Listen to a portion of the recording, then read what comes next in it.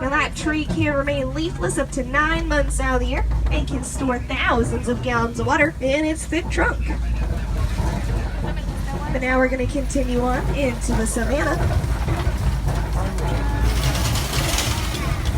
And you know, this is my favorite view of the entire reserve. It's the Serengeti grasslands. Now the grasslands covers hundreds of miles in East Africa and is home to millions of migrating animal herds. This is the wild Africa we are working so hard to preserve. Now I'm pretty sure I saw some animals off in the distance, so we're just going to head down this road. We're not going to stop over here because we want to go and look at animals, so we're just going to come right on down here and cross to the other part of the savannah. See if we can find anything up ahead.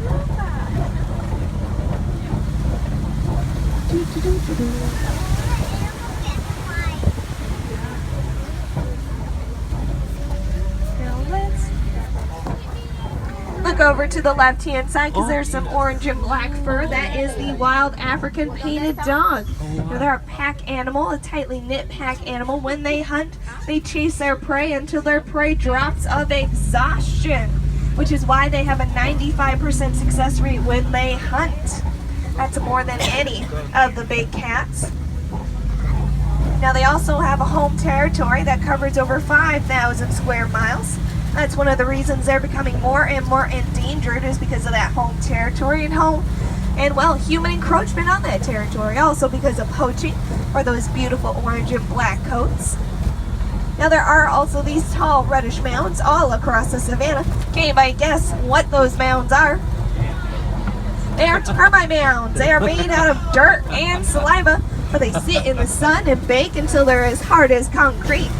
Elephants like using them as a scratching post, and then when they get worn down, the antelope like to jump up on top of them and use them as watch posts. That way they can watch the savannah for any incoming predators that might be hiding in those tall grasses. So as we come around this bend, there's going to be 3 different animals coming up on the right-hand side. The red animals with the immense horns are the Ankole cattle. The gray animals are the white bearded wildebeest, and of course there are the Maasai giraffe. The Ankole cattle's horns can grow up to 6 feet long, but if you were to hold one in your hand, it would be very light because it works as their air conditioning unit. Wildebeest literally translates into wild beast because of their menacing looks, and 15 minutes after a wildebeest is born, they can stand up and walk. Now we're coming up to the Maasai giraffe over here on the right-hand side.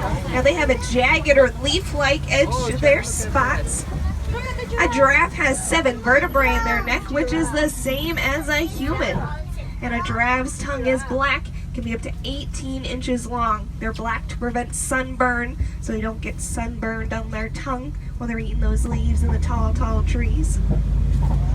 When a baby giraffe is born, it's already 5 feet tall. They're already taller than me when they're born.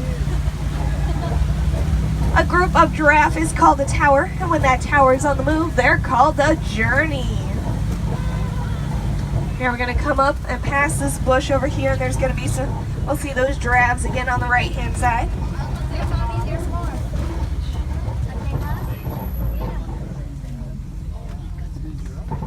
Fun fact about the giraffe is that their hearts can weigh up to 25 pounds, which isn't unusual for an animal that's 20 feet tall, but you know, they often suffer from high blood pressure.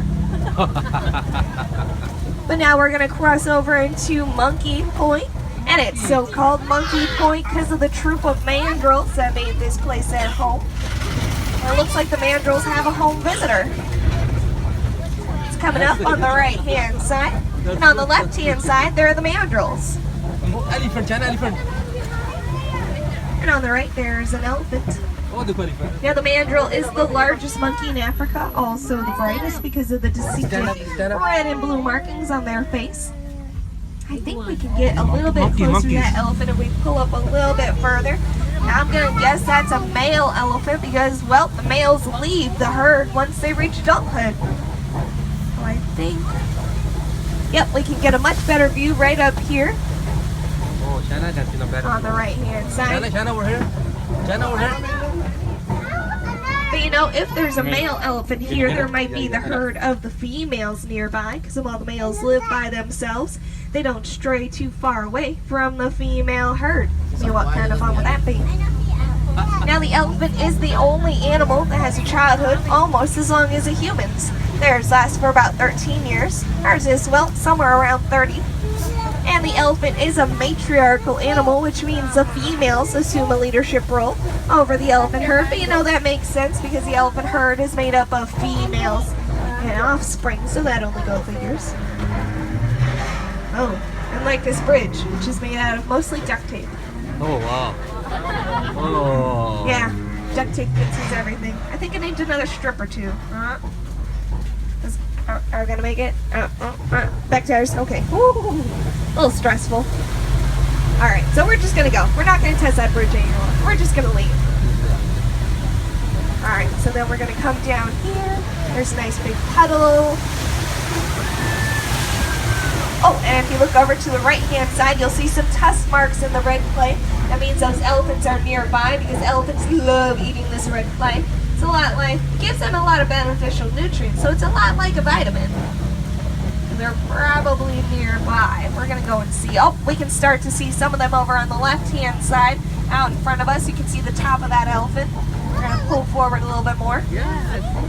So despite the elephant's appearance, their gray and wrinkled skin is very sensitive to the sun. They often suffer from sunburn. So they like to throw mud and dirt on their backs to protect themselves from the sun's harmful rays. Now, elephants will also flap their ears to cool themselves off. And when they flap their ears, they can lower their body temperatures by up to 15 degrees.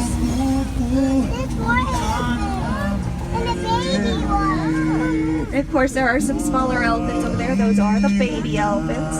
An elephant's pregnancy can last up to 22 months. That's 2 full years. And a baby elephant is born 300 pounds.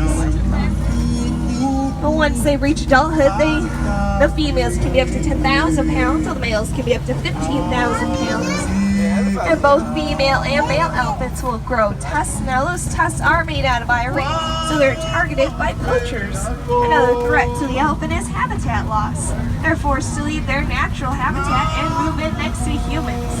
And while it might sound super cool to have an elephant as your neighbor, it's actually pretty dangerous. But also coming up on the left-hand side, there are the greater flamingo. Now the greater flamingos stand at 5 feet tall and are the lightest shade of pink out of the flamingo family. They get their coloring from the food they eat, which consists of shrimp, other sea creatures, and a lot of algae. A group of flamingo can be up to 20,000 pairs of flamingos, so that's 40,000 flamingo. And a group is called a flamboyance.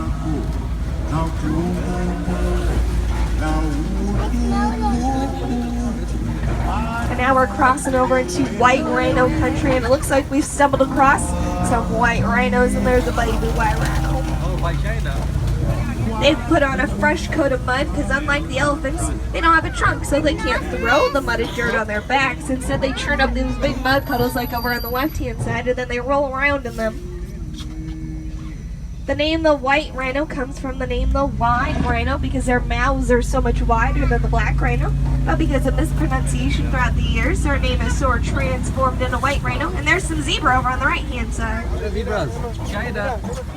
Go ahead. You can stand up. So a zebra's stripes are a lot like our fingerprints. They're unique to each